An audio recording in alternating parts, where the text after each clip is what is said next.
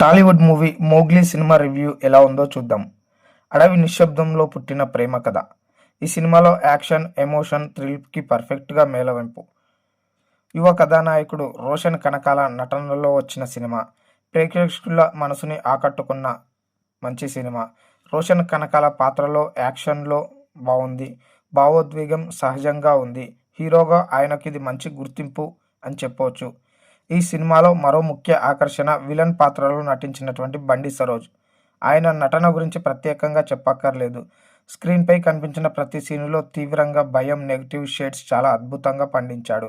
Hero villain మధ్య వచ్చే కొన్ని సన్నివేశాలు చాలా అద్భుతంగా ఉన్నాయి. విలన్ పాత్రను కేవలం ప్రతికూలంగా కాకుండా ఒక బలమైన క్యారెక్టర్గా తీర్చిదిద్దిన విధానం దర్శకుడి ఆలోచనకు మంచి మార్కులు వేస్తోందని చెప్పవచ్చు.